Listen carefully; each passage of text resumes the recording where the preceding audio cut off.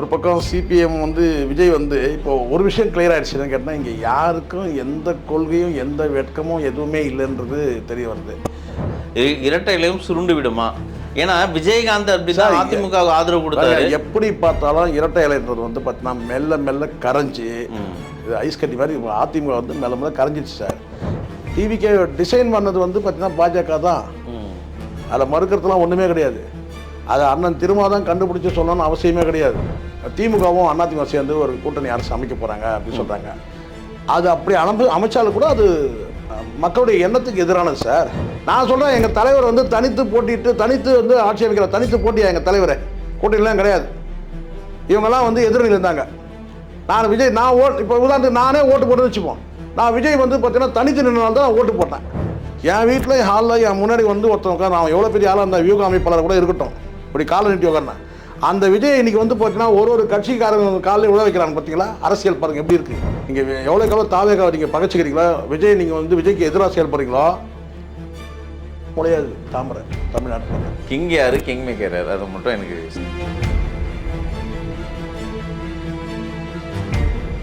வணக்கம் சார். வணக்கம் சார்.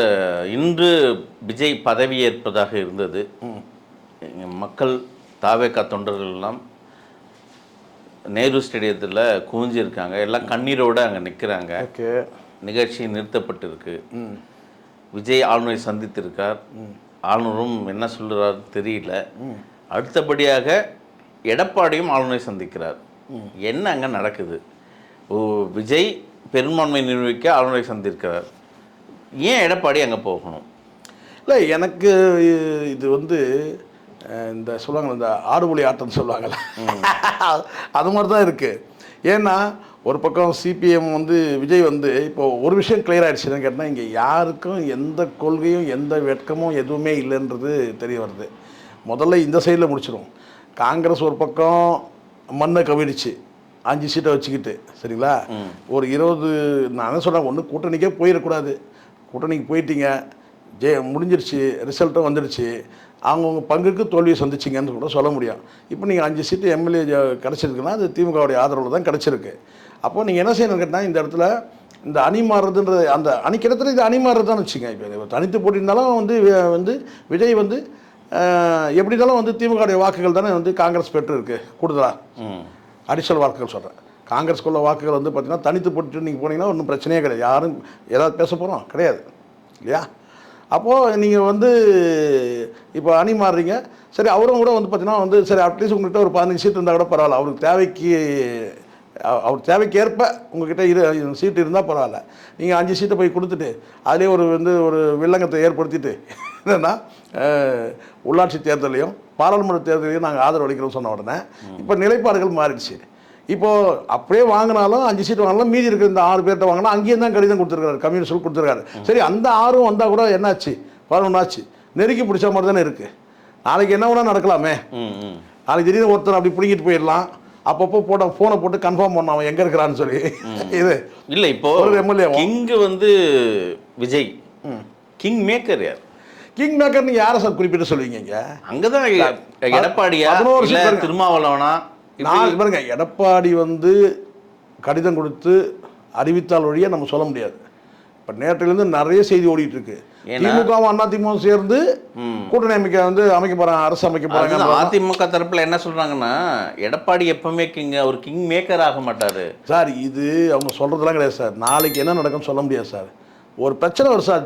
ஜான்ற ஒரு பிரச்சனை வரும்போது, அதிமுக எம்ஜிஆர் இறந்த பிறகு ஜெயலலிதா ஜானகின்னு சொல்லி ஒரு பிரச்சனை வருது. அப்போ நேராக வந்து ஆர் வீரப்பன் தலைமையில் முன்னாள் அமைச்சர் ஒரு புடைசூழ நேராக போய் ஜானகி அணிக்கு வந்து ஆதரவு தெரிவிக்கணும். ஏன்னா எங்களுக்கு மெஜாரிட்டி இல்லாமல் போயிடுது. ஏன்னா பல எம்எல்ஏக்கள் வந்து ஜே அணிக்கு போயிட்டாங்க. எங்களுக்கு வந்து ஆட்சி அமைக்கிறதுக்கு வந்து கவர்னர் வந்து மெஜாரிட்டி நிரூபிக்க சொல்லிக்கிறாரு. நீங்கள் வந்து எங்களுக்கு சப்போர்ட் பண்ணணும்னு சொல்லி கேட்டபோது கலைஞர் நேர்மையாக பதில் சொன்னார். ஒரே வார்த்தை என்ன சொல்கிறாருன்னா, ஆட்சி அதிகாரத்தில் நாங்கள் வந்து மெஜாரிட்டி நிரூபிக்கிறதுக்கு நாங்கள் எந்த ஆதரவு தரமாட்டோம், அங்கே இடமளிக்க மாட்டோம், எங்கள் இதயத்தில் இடம் இருக்குன்னு சொல்லி அனுப்பிவிட்டார். இதயத்தில் இடம் இருக்குது அப்படின்னு சொல்லி அனுப்பிவிட்டார். நட்பு பாராட்டுறவங்கள, ஆனால் இந்த அரசியலுக்கு வந்து என்னால் வந்து அந்த உதவி செய்ய முடியாதுன்னு சொல்லி அனுப்பிச்சிட்டாரு. ஆதரவு அளிக்க முடியாது, அனுப்பிச்சிட்டாரு. இது நேர்மை. அதே நேர்மையை வந்து நான் ஸ்டாலின் கிட்ட பார்க்குறேன். ஸ்டாலின் என்ன சொன்னார், ஒரு நாள் வேணால் தாமதம் இருக்கலாம், சரிங்களா, அடுத்த 6 மாதத்துக்கு நாங்கள் எந்த இடையூறும் செய்ய மாட்டோம் அப்படின்றது ஒரு தீர்க்கமான முடிவு. ஏன்னா திமுக எப்பவுமே ஒரு தீர்க்கமான முடிவு எடுப்பாங்க. லேட்டாக முடிவு எடுக்க தாமதமாகலாம், ஆனால் தீர்க்கமான முடிவு. ஒரே வார்த்தை என்ன சொல்கிறாரு, இது தேவையில்லாமல் இந்த ஏஷியங்கள் யூகங்கள்லாம் வளரும். ஒரே வார்த்தை என்னென்னு கேட்டேன், 6 மாதம் வரைக்கும் நாங்கள் எதுவும் பேச மாட்டோம், ஆட்சிக்கிட்டே போட மாட்டோம், ஆட்சிக்கு இடையூறு விளைவிக்க மாட்டோம் சொல்லிட்டு முடிச்சிட்டாரு, அவ்வளோதான். இதுக்கப்புறம் அடுத்த கட்டம் அந்த வதந்தி பேச்சுக்கெல்லாம் இடமே கிடையாது. உடனே ஒருத்தர் வந்து பார்த்தீங்கன்னா இப்படி இது உண்மையா இல்லையான்னு கூட தெரியாமல் விஜய் செய்த மிகப்பெரிய புரட்சி இது 50 ஆண்டு கால 70 ஆண்டு கால வந்து எதிர்முதிர் இந்த கட்சியை வந்து இணைச்சிட்டாரு, இது விஜய் மிகப்பெரிய சாதனை. ஏன்னா விஜய்க்கு சொம்பு அடிக்கணும்னா எவ்வளோ சந்தர்ப்பம் இருக்குது, நீங்கள் அப்போ அடிங்க. ஒரு விஷயம் நீங்கள்லாம் ஒரு ஊடகத்தில் பேசுகிறீங்க, முதல்ல ஒரு செய்தி உண்மையான்னு தெரிஞ்சுக்கிட்டு பேசுங்க. இப்போ நம்ம எவ்வளோ நேரம் ஆகும் சார்? இப்போ நம்ம பேசி முடிச்சப்படி தான் வந்து எடப்பாடி பழனிசாமி போய் கவர்னர் சந்திக்க போகிறார். இப்போ அந்த இடைவெளி இப்போ நம்ம எவ்வளோ நேரம் ஆகும்? அதிமுக வந்து ஆதரவு அளிக்குது அப்படின்னு சொல்கிறதுக்கு. ஒரு வேளை ஆதரவு அளித்தா அது வந்து அதிமுக தான் நெகட்டிவாக போகும், சரிங்களா. ஆனால் வந்து நம்ம அவரு எடப்பாடி பழனிசாமி அறிவிக்காமல் நாமளாம் ஒரு யூகமாக சொல்ல முடியாதுல்ல, அவங்க நிலைப்பாடு என்ன. அதுதான் இப்போ அதிமுக தாவேக்காவுக்கு ஆதரவு அளிக்கும் பட்சத்தில் இனிமே அதிமுக தமிழகத்தில் மலர முடியாது. தாமரை எங்கே எப்படி மலரலையோ அது மாதிரி அதிமுகவும் இரட்டை இலையும் சுருண்டு விடுமா? ஏன்னா விஜயகாந்த் அப்படிதான் அதிமுக ஆதரவு கொடுத்தாரு. எப்படி பார்த்தாலும் இரட்டை இலைன்றது வந்து பார்த்தீங்கன்னா மெல்ல மெல்ல கரைஞ்சி இது ஐஸ் கட்டி மாதிரி அதிமுக வந்து மெல்ல மெல்ல கரைஞ்சிச்சு சார். இன்னும் எனக்கு தெரிஞ்சு என்னுடைய தொலைநோக்கு பார்வையோட கொஞ்சம் உசுறு இருக்கு இல்லையா? இருக்கு சார், எனக்கு தெரிஞ்சு தொலைநோக்கு பார்வையோட நான் சொல்கிறேன். மிகப்பெரிய எழுச்சி பெறக்கூடிய இடத்துலலாம் வந்து அதிமுக இல்லை. அது அதிமுக தொண்டர்களுக்கு தெரியும். ஜெயலலிதா அவர்களோட வந்து பார்த்திங்கன்னா முடிஞ்சிருச்சு. அது வந்து எப்போ வந்து இவங்க வந்து ஒரு 4 ஆண்டு கால ஆட்சி வந்து நீங்கள் வந்து பாஜக வந்து துணையோடு நீங்கள் நடத்துனீங்களோ, பாஜக அப்போவே வந்து பார்த்தீங்கன்னா மெல்ல மெல்ல கால்களை ஊன ஆரம்பிச்சு. இங்கே தாமரை முளையை வந்து மலர்தோ இல்லையோ, மத்தியில் இருக்கிற ஆளுங்கட்சியாக இருக்கிற வரைக்கும் இங்கே வந்து பார்த்திங்கன்னா அதிமுக வந்து அடிமையாக தான் இருக்குது. இப்போ வந்து பார்த்திங்கன்னா இப்போ இதே டிவிகேக்கு என்ன பிரச்சனை? டிவிகே டிசைன் பண்ணது வந்து பார்த்திங்கன்னா பாஜக தான், அதில் மறுக்கிறதுலாம் ஒன்றுமே கிடையாது. அதை அண்ணன் திரும்ப தான் கண்டுபிடிச்சி சொல்லணும்னு அவசியமே கிடையாது. இது ஆர்எஸ்எஸ் பெற்றெடுத்த குழந்தைன்னு சொன்னார் இல்லையா, இப்போ அவர் தத்து எடுத்து ரெடியாக இருக்கிறாரு. யார்? அந்த குழந்தைய 2 எம்எல்ஏ வச்சுட்டு தத்து எடுக்கிறேங்கிறாரு. புரியாது. அங்கே மீண்டும் நான் சொல்கிறது என்னென்னா, ஒரு துல்லியமாக நீங்கள் ரொம்ப வந்து உன்னிப்பாக நீங்கள் கவனிச்சிங்கன்னா தமிழ்நாட்டு தாமரை வந்து மலரில் தான். ஆனால் அதிமுக பெரிய கட்சியை வந்து பார்த்தீங்கன்னா லீஸுக்கு எடுத்த மாதிரி இருக்குது. இன்றைக்கி 50 எம்எல்ஏ இருந்தால் கூட பார்த்தீங்கன்னா வந்து எடப்பாடி பழனிசாமி என்ன அறிவுறுத்தல் கொடுத்தாலும் அதை வந்து கேட்குற இடத்துல இருக்கிறாரு எடப்பாடி பழனிசாமி. அமித்ஷா என்ன சொன்னாலும் கேட்பார். அதனால் வந்து இங்கே யாருக்கும் கொள்கை ஒன்றும் கிடையாது சார். அந்த வந்து கொள்கைன்னு சொல்லி நம்மளை வந்து ஏமாத்துறதுல தான் இருக்கிறாங்க. யாருக்கும் கொள்கையெல்லாம் கிடையாது. இப்போ அரசியல் வெக்கமானமும் கிடையாது இங்கே யாருக்கும். விஜய் கவர்னரை சந்திக்க போகும்போது அதை பெரும்பான்மை நிரூபிக்க தான் போயிருக்காரு, கேட்டிருக்காங்க. ஆனால் அங்கே கவர்னர் வந்து பெரிய முட்டுக்கட்டை போட்டிருக்காருன்ற ஒரு செய்தி நமக்கு வந்திருக்கு. எப்படி நீங்கள் 108 எம்எல்ஏக்களை, அதுவும் 5+5 113 எம்எல்ஏக்களை வச்சு எப்படி நீங்கள் ஆட்சி அடைய முடியும்? எப்படி பெரும்பான்மை நிரூபிக்க போகிறீங்க? காலம் கேட்டாலும் அதுக்கான சூழல் எப்படி அமையும் உங்களுக்கு, அதை சொல்லுங்கன்னு கேள்வி கேட்டிருக்காரு. இன்னும் அவர் அனுமதியும் கூட கொடுக்கல. அது நீங்கள் பெரும்பான்மை நிரூபிக்க அனுமதிக்கிற அதுவும் அளிக்கலன்னு தான் தகவல். இந்த சந்திப்பே நான் சொல்கிறேன், கடந்த கால அனுபவங்கள் அடிப்படையில் கூட இந்த சந்திப்புகள் நடக்கல. நேற்றைய சந்திப்பும் சொல்கிறேன், இன்றைய சந்திப்பும் நான் சொல்கிறேன். கவர்னர் வந்து நான் ஏறக்குறைய நம்ம வந்து கிட்டத்தட்ட ஒரு 40 ஆண்டு காலம் நம்ம கூர்ந்து கவனிக்கிறோம் தமிழ்நாடு அரசியலை. வந்து எம்ஜிஆர் காலத்துக்கு பிறகு நம்ம வந்து எம்ஜிஆர் காலத்துக்கு பிறகு நடந்த அந்த அதிமுக 2ஆம் உடையத்தில் வந்து நம்ம தொடர்ச்சியாக நம்ம பார்க்குறோம். இப்போ நான் நேற்றைய சந்திப்போடு நான் பார்த்தேன், உள்ளபடியே கடந்த காலத்தில் இதெல்லாம் ரொம்ப வந்து மத்திய அரசு என்ன செய்யணும்னா வந்து முதலமைச்சர் பதவிக்கு நீங்கள் ஏற்றுக்கிட்டு என்ன செய்வாங்க, அடுத்த இதெல்லாம் பழமையான நடைமுறை இருந்துச்சு. முதலமைச்சர் பதவியை ஏற்றுங்க, அதுக்கப்புறம் நீங்கள் வந்து சட்டசபையை கூட்டி நீங்கள் அறுதி பெரும்பான்மையை நீங்கள் நிரூபிக்கணும். நிரூபிக்க முடியாத பட்சத்தில் ஆட்சி கவிழ்ந்துடும், அவ்வளோதான், டிசால்வ் ஆகிடும். இப்போ கவர்னர் என்ன சொல்கிறாங்கன்னா, முதல்ல நீங்கள் வந்து லிஸ்ட்டை கொடுங்க, கையெழுத்து கொடுங்க, யாரெல்லாம் வந்து. இப்போ காங்கிரஸோட லிஸ்ட் மட்டும் தான் கொடுத்துருக்காங்க. அப்போ ஆனால் ஒரு பக்கம் அதிமுக ஆதரிக்கிற நிலைப்பாட்டில் இருக்கிறன்னு பேச்சு வருது சார். தகவல் வருது, நம்ம பேச முடியாது சார். நடந்த விஷயம் வரைக்கும் தான் பேச முடியும். அதனால தான் நான் சொன்னேன், எடப்பாடி பழனிசாமி என்ன பேச போகிறாரு, என்ன சந்திப்பில் என்ன நடக்க போகுது நமக்கு தெரியாதுல்ல, என்ன ஸ்டாண்ட் எடுக்க போகிறாரு அது தெரியாதுல்ல, நம்ம தெரியாமல் பேச முடியாதுல்ல. நம்ம இப்போ இந்த பேசுகிற நிலையில் வந்து பார்த்திங்கன்னா வந்து இப்போ விஜய் கிட்ட வந்து ஒரு அஷூரன்ஸ் கொடுத்துருந்தாருன்னு வச்சுங்க, யார் எடப்பாடி பழனிசாமி ஒரு அஷூரன்ஸ் கொடுக்குறாரு, நான் சப்போர்ட் பண்ணுறேன் தம்பின்னு சொல்லிட்டு ஒரு கடிதமோ இல்லை ஓரலாக சொல்கிறாரு வச்சுங்களேன், அங்கே தெரியப்படுத்தியிருப்பார்ல. ஆனால் கவர்னருக்கு வேலை என்ன? இப்போ பெரும்பான்மை நிரூபிக்க நேரம் கொடுக்கணும். அது நீங்கள் 108 சொல்கிறதெல்லாம் பழைய காங்கிரஸ் கவர்னர், நீங்கள் சொல்கிறது பழைய கவர்னர். பிஜேபி அரசில் இருக்கிற கவர்னர்லாம் அப்படி கிடையாது. இல்லை, தார்மீகமாக விஜய் அழைப்பு தானே கொடுத்துருக்கணும் சார். உள்ளபடியே பார்த்தீங்கன்னா இப்போது விஜய் கிட்ட மெஜாரிட்டி இல்லை சார். அதான் நான் மீண்டும் வலியுறுத்தணும், தான் புரிஞ்சுங்க. ஒரு நேர்மையான அரசியல், யாருடைய பாரபட்சமும் சொல்கிறேன், அந்த மக்களுக்காக நான் சொல்கிறது. உள்ளபடியே விஜய் வந்து தனித்து போட்டியிட்டு முதல் முறையாக தனித்து போட்டியிட்டு 108 இடங்கள் பெற்றிருக்கிறார். எப்படி பெற்றாரெல்லாம் வேணாம், 108 இடங்கள் வந்து பெற்றிருக்கிறார்.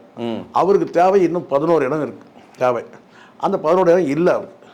அப்போ அதை வந்து பார்த்திங்கன்னா எங்கேயாவது வெளியில் தான் வந்து பார்த்திங்கன்னா அவர் வந்து ஆதரவு கேட்கணும்.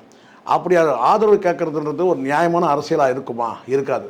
தனித்து போட்டியிட்டவர் வந்து எந்த கட்சிகளை எதிர்த்து அவர் களமாடினாரோ அந்த கட்சியில் இருக்கிற வந்து கூட்டணி கட்சிகளை வந்து வந்து எதிரணியில் இருக்கிறவுடைய திமுகவாக இருக்கட்டும், திமுக கூட்டணியாக இருக்கட்டும், அதிமுக இருக்கட்டும், அதிமுக கூட்டணியாக இருக்கட்டும், அந்த கட்சிகள் கிட்ட வந்து நீங்கள் ஆதரவு எம்எல்ஏக்களை கேட்டு நீங்கள் ஆட்சி அமைக்கிறதே மக்களுடைய எண்ணத்துக்கு விரோதமானது. ஃபஸ்ட்டு அதை கிளியர் பண்ணுங்க. சட்டம் இடமளிக்குதா அதெல்லாம் வேற. மக்களுடைய கருத்துக்கும் மக்கள் வாக்களித்த அந்த எண்ணத்திற்கும் எதிரானதா இல்லையா, முதல்ல அது முடிச்சிருக்கேன். கடந்த காலத்தில் இதெல்லாம் நடந்திருக்கேன், அதெல்லாம் கிடையாது. இப்போ நான் சொல்றது இதுதான். என்னன்னு கேட்டிங்கன்னா, இனி ஒரு காலத்தில் இதுதான் நடக்கணும். அது எந்த கட்சியாக இருந்தாலும் சொல்கிறேன், உங்களுக்கு வந்து மெஜாரிட்டி இல்லை சார். சட்டத்தில் வந்து எந்த கட்சி வந்து பெரும்பான்மை பெற்றிருக்குதோ அவங்க ரூலிங் பண்ண முடியாது. இந்த மெஜாரிட்டின்றது ஒன்று இருக்குது. ஒரு சட்டங்களை கொண்டு வரும்போது மெஜாரிட்டி வந்து பார்த்திங்கன்னா வேணும் அப்படின்னு ஒன்று இருக்குது. மைனாரிட்டி அரசு நினச்சா எதை வேணால் இம்ப்ளிமெண்ட் பண்ண முடியாது. அங்கே சட்டசபையில் வந்து மெஜாரிட்டி வந்து வாக்கெடுப்பு நடத்தணும். அதுக்காக தான் மெஜாரிட்டி வேணும்னு சொல்லி கேட்குறது அதுதான். மெஜாரிட்டி இருந்தால் மட்டும்தான் நீங்கள் செய்யக்கூடிய அனைத்து சட்டங்களையும் நீங்கள் நினைக்கக்கூடிய அனைத்தையுமே வந்து பார்த்தீங்கன்னா இம்ப்ளிமெண்ட் பண்ண முடியும். அப்போ உங்கள் மெஜாரிட்டி இல்லை. இன்னொரு கட்சிகள் கிட்ட போய் நீங்கள் கேட்குறது அது மக்களுடைய எண்ணத்துக்கும் கருத்துக்கும் எதிரானது.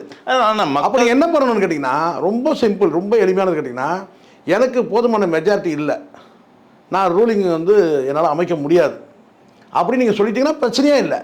அடுத்த கட்சிக்கு இருக்கா? அடுத்த கட்சிக்கும் கிடையாது. அதிமுகவும் திமுகவும் வந்து பார்த்தீங்கன்னா வந்து 50 ஆண்டு கால 70 ஆண்டு கால கட்சி வந்து பார்த்தீங்கன்னா கூட்டணி அமைச்சு ஒரு மந்திரி சபை அமைக்கிறாங்களா? அது எத்தனை நாள்லாம் இருந்துட்டு போட்டோம். அது எப்படி? அதுவும் அன்ஸ்டேபிள் கவர்மெண்ட்டு, அதுவும் கவிழ்ந்துட்டு தான் போகுது. அப்போ மீண்டும் மக்களை சந்திச்சாங்கன்னா விஜய்க்கு செல்வாக்கு கூடுமா, அல்லது மாற்று அணியில் இருக்கிற யார் வேணாலும் நீங்கள் வந்து எனக்கு ஆதரவளிங்க, இங்கே கொள்கைக்கெல்லாம் ஒன்றுமே இடம் கிடையாது, இது கொள்கையெல்லாம் எனக்கு கொள்கையெல்லாம் ஒன்றும் கிடையாதுங்க, பிஜேபி வந்தாலும் எனக்கு சப்போர்ட் பண்ணட்டும், என்டிஏல இருந்ததும் எனக்கு சப்போர்ட் பண்ணட்டும், இல்லை எனக்கு வந்து டிஎம்கே அணியில் இருந்தாலும் எனக்கு சப்போர்ட் பண்ணட்டும், அண்ணா டிஎம்கே இருந்தாலும் சப்போர்ட் பண்ணால் அப்போ உங்ககிட்ட என்ன, உங்களுக்கு கொள்கையே இல்லைன்னு அர்த்தம். அது வந்து தாவேக்காவுடைய வளர்ச்சிக்கு உதவாது. இப்போ வந்த செய்தி என்னன்னா, எடப்பாடி அவர்கள் கவர்னரை சந்திக்கிறாரு. இதுக்கு முன்னாடியே முன்னாள் முதலமைச்சர் திமுகவின் தலைவர் மற்ற எம்எல்ஏக்கெல்லாம் அழைப்பு விடுத்திருக்காரு. திமுக எம்எல்ஏக்கெல்லாம் அவசர அழைப்பு விடுத்திருக்காரு, அறிவாலயத்தில் கூட சொல்லி. இது என்னவா இருக்கும்? என்ன இல்லை, நம்ம இதுதான் எல்லாரும் சொல்லக்கூடியது தான் சார். நேற்றைய தினம் வந்து ஒரு எல்லாரும் சொல்லிட்டு இருக்கிறாங்க. என்ன சொல்கிறாங்கன்னா, திமுகவும் அதிமுக சேர்ந்து ஒரு கூட்டணி அரசு அமைக்க போகிறாங்க அப்படின்னு சொல்கிறாங்க. அது அப்படி அமைச்சாலும் கூட அது மக்களுடைய எண்ணத்துக்கு எதிரானது சார். ஆனால் ஒரு பக்கம் சொல்லிட்டாரு, 6 மாத காலத்துக்கு நாங்கள் இடையூறு செய்ய மாட்டோம்னு சொல்லி உறுதியாக சொல்லிட்ட ஒரு தலைவர் வந்து அதிமுக வந்து கூட்டணி வந்து மந்திரி சபை அமைப்பார் அப்படின்னு சொல்கிறதுலாம் அது எனக்கு நம்பிக்கை இல்லை. கூட்டணி ஆட்சிலாம் அப்படி நடக்காது. அதிமுக திமுக கூட்டணி ஆட்சின்றதுலாம் நான் வந்து அது கற்பனைக்கெல்லாம் பதிலே நம்ம சொல்ல முடியாது. அப்படி நடந்தால் அதுக்கப்புறம் சொல்லலாம். ஆனால் அப்படி நடக்கிறதா தான் இப்படி சொல்ல மாட்டார். விஜய் வந்து ஆட்சி அமைக்கிட்டோம், நான் எந்த இடையூறும் நாங்கள் செய்ய மாட்டோம்னு சொல்கிறார் இல்லையா 6 மாதத்துக்கு, அப்படி சொல்ல மாட்டார். இங்கே நான் மீண்டும் சொல்கிறேன் சார், நேர்மையான நடவடிக்கை தமிழ்நாட்டினா இந்த மக்களுக்காக இந்த வார்த்தையை நான் சொல்கிறேன். இதை சொல்கிறதுக்கு பல பேர் தயங்குறாங்க, நான் வெளிப்படையாக நான் சொல்கிறேன். இப்போ இருக்கிற இந்த அரசியல் சூழலுக்கு யாருக்குமே மெஜாரிட்டி கிடையாது. ஸோ 6 மாத காலத்துக்கு வந்து பார்த்தீங்கன்னா கவர்னர் ரூல் போட்டுட்டு மீண்டும் தேர்தலை சந்திக்கிறது தான் சரி. ஆனால் மக்கள் தலைவராக தானே சிந்திக்கணும். இங்கே மீண்டும் ஒரு தேர்தல்னா மக்களோட வரிப்பணம் எவ்வளவு சார்? நீங்கள் வரிப்பணம் முக்கியமாக இங்கே வந்து பார்த்தீங்கன்னா அதுக்காக வரிப்பணம் மிச்சம் பண்ணுறதுக்காக நீங்கள் வந்து பார்த்தீங்கன்னா மக்களுடைய எண்ணத்துக்கு எதிராக நீங்கள் வந்து மீண்டும் ஒரு தேர்தல்னா தமிழகம் தாங்காது. ஏன் தாங்காது? 10 லட்சம் கோடி கடன் வாங்கல, கூட வந்து ஒரு 1 லட்சம் கோடி கடன் வாங்குங்க சார். இப்போ அது முக்கியம் கிடையாது சார், இங்கே அது முக்கியம் கிடையாது. மக்களுடைய எண்ணத்துக்கு விரோதமாக நீங்கள் ஒரு ஆட்சி அமைக்க முடியாதுல்ல. அது யாராக இருந்தாலும், அது திமுக இருந்தாலும் சரி, அண்ணா திமுக இருந்தாலும் சரி, தாவேகா இருந்தாலும் மக்கள் வாக்களிச்சாங்க. மக்களுக்கு என்ன நீங்கள் பதில் சொல்லுவீங்க? நான் சொல்கிறேன், எங்கள் தலைவர் வந்து தனித்து போட்டிட்டு தனித்து வந்து ஆட்சி அமைக்கிற தனித்து போட்டியா எங்கள் தலைவர்? கூட்டணிலாம் கிடையாது. இவங்கெல்லாம் வந்து எதிரணியில் இருந்தாங்க. நான் விஜய் நான் இப்போ உதாரணத்துக்கு நானே ஓட்டு போட்டுன்னு வச்சுப்போம். நான் விஜய் வந்து பார்த்தீங்கன்னா தனித்து நின்றனால தான் ஓட்டு போட்டேன். அப்போ நீங்கள் என்ன செய்றீங்க? ஜெயிச்சிட்ட பிறகு என்ன செய்றீங்கன்னா, திமுக அணிலேருந்து ஒரு 2 பேரை வர வச்சுக்கிறீங்க, அதிமுக அணிலேருந்து 2 பேரை வர வச்சுக்கிறீங்க. அப்போ என்னுடைய எண்ணம் என்னாச்சு? மைண்ட் வாய்ஸ்ன்ட்டு சத்தமாக பேசுகிறீங்க சார். மைண்ட் சார் கிடையாது சார், நான் இருக்கிறது சொல்லிடுறேன். நான் அது சொல்லணும்னு அவசியம் கிடையாது. நான் விஜய் தாவேகாக்கு வாக்களிக்கல, ஆனால் நேர்மையாக பேசணும்ல, நேர்மையாக நியாயமாக பேசணும். விஜய்க்கு வாக்களித்த ஒரு சராசரி தொண்டை என்ன நினைப்பேன்? எங்கள் தலைவர் வந்து தனித்து போட்டிட்டாரியா, எங்களுக்கு ஏன் திமுக அணியிலிருந்து ஒரு 2 பேருக்கு வந்து இப்போ ஆதரவு அளிக்கணும்? நேற்றைய தினம் வரைக்கும் திருமாவளவனுக்கு இந்த RSS பெற்றெடுத்த பிள்ளைன்னு சொன்னார். அவர் என்ன எங்கள் தலைவர் தத்து எடுக்கிறது? இதில் ஒரு பெரிய காமெடியெலாம் நடக்குது. சிந்தனை செல்வன் வந்து என்ன சொல்கிறாருன்னா, எங்கள் தலைவரை முதலமைச்சர் ஆக்கிடுங்க. எப்படி இருக்குது? அப்போ இது யாரை கேலி பண்ணுற மாதிரி இருக்குது? எங்கள் தலைவர் சப்போர்ட் பண்ணோன்னா நீங்கள் வந்து எங்கள் தலைவரை முதலமைச்சர் ஆகிடுங்க. நியாயமா இது? அதுக்கு தான் வந்து இவ்வளோ கஷ்டங்களா? யோசிப்பாங்கல்ல. தாவேக்கால வந்து திருமாவளவனை முதலமைச்சர் ஆக்கிறதுக்கு தான் வந்து இவ்வளோ கஷ்டம். ஏன் அன்றைக்கி வேணாம்? நீங்கள் அன்றைக்கி துணை முதலமைச்சர் கொடுக்குறேன்னு சொன்னால் கூட அன்றைக்கி ஐயோ எங்கள் தலைவருக்கு அதெல்லாம் வேணாம். நீங்கள் இப்போ 2 MLA சரி முதலமைச்சர் ஆகணும்னு கனவு காண்றீங்க. இப்படி ஒரு வேண்டுகோள் அண்ணன் திருமாக்கிட்ட இல்லாமல், சிக்னல் இல்லாமல் இந்த வார்த்தை வருமா? நீங்கள் சொல்லுங்கள், சிந்தனை செல்வங்கிட்ட சொல்லுங்கள். அவருக்கு அது ஆசை இருக்குது. இப்போது இதுதான் நேரம். ஆனால் இங்கே மண்ணின் மைந்தர் சீமான் அவர்கள் அமைதி கேட்குறாரு சார். இதுதான் சார் நேர்மைன்றது. இதுதான் சார் நேர்மை. சீமான் பண்ணுறது தான் சார் நேர்மையான அரசியல். அமைதியாக இருக்கிறார் பார்த்தீங்களா? எவ்வளோ வெடித்து சிதறவர். இப்போ ஏன் அமைதியாக இருக்கார் சொல்லுங்க பார்க்கலாம். அடுத்த தேர்தல், அடுத்த இலக்கு என்னன்றதை நோக்கி நகரணும். இப்போ புரியுதுங்களா? இந்த தனித்து போட்டிட்டு உறுதியாக நிற்கிறது யாருன்னு? விஜய் தனித்து தான் போட்டிட்டார், சீமானும் தனித்து தான் போட்டிட்டார். ஆனால் இன்றைக்கி உங்கள் ஆட்சி அதிகாரத்துக்காக நீங்கள் என்ன பண்ண வேண்டியது இருக்காது. விஜய் வந்து விஜய்க்கு பிரசாந்த் கிஷோர் வந்து இப்படி காலை நீட்டி உட்காந்தா பிடிக்காது. எது இப்படி எப்படி? பிரசாந்த் கிஷோர் வந்து வீட்டில் வந்து ஹாலில், விஜய் வீட்டு ஹாலில் வந்து வெயிட் பண்ணுறாரு விஜய்க்காக. விஜய் மேலே வந்து இறங்கி வராரு. அவர் ஹாலில் எப்படி உட்காந்துருக்காங்க? பிரசாந்த் கிஷோர் இப்படி காலை நீட்டி இப்படி உட்கார்றாரு. எது இப்படி ஸ்டைல். விஜய் பொறுக்க முடியல விஜயால்.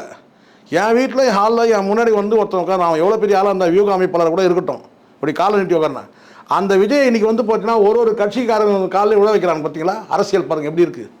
அரசியல் எவ்வளோ வலிமை. தன் வீட்டில் ஒருத்தன் காலை நீட்டி உட்காரதே பிடிக்காத விஜய் இன்னைக்கு எத்தனை பேரை காலை பிடிக்க வேண்டியது இருக்கு பாருங்க.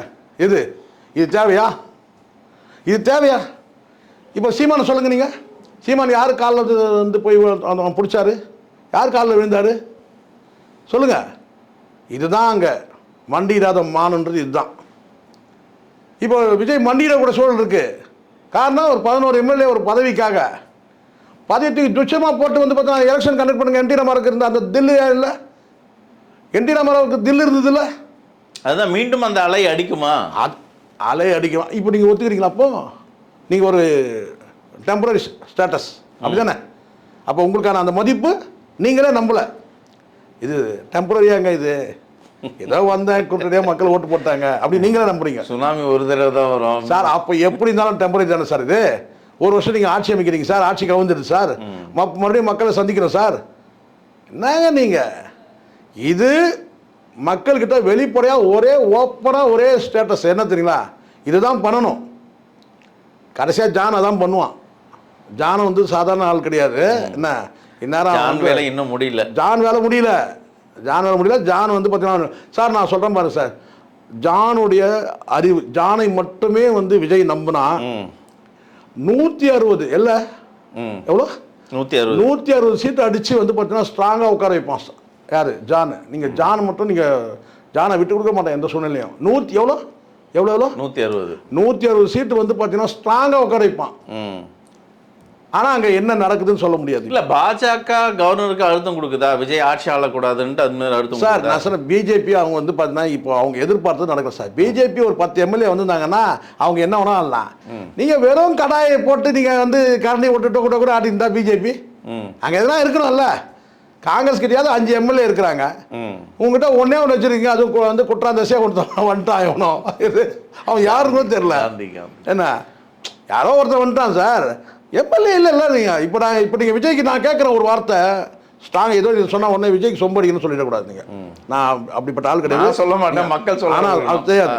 இப்போ நான் சொல்கிறேன் உங்களுக்கு, நீங்கள் எவ்வளோ நீங்கள் விஜய் நீங்கள் வந்து பகைத்து கொள்கிறீங்களோ, யார் இந்த பிஜேபி சொல்கிறேன், நீங்கள் எவ்வளோ தாவேக்காவை நீங்கள் பகைச்சிக்கிறீங்களோ, விஜய் நீங்கள் வந்து விஜய்க்கு எதிராக செயல்படுறீங்களோ முடியாது. தாமரை தமிழ்நாட்டில் இது தமிழ்நாட்டில், ஆனால் கரூரோட அம்பு இன்னும் அதெல்லாம் பார்த்துக்கலாம் சார்.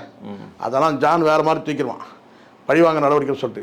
கரூர் மேட்டர்லாம் விஜய் வந்து போய் உள்ள ஜெயிலில் வச்சுலாம் வந்து தூக்கு தண்டனைலாம் கொடுக்க முடியாது சார். சும்மா வச்சு மிரட்டலாம், உருட்டலாம். அதுக்கப்புறம் நீதிமன்றம் இருக்குது, விசாரணை இருக்குது, அதெல்லாம் பார்த்துப்பாங்க. சும்மா இந்த உதாரணம் விட முடியாது. நீங்கள் நினைக்கிற மாதிரிலாம் கிடையாது.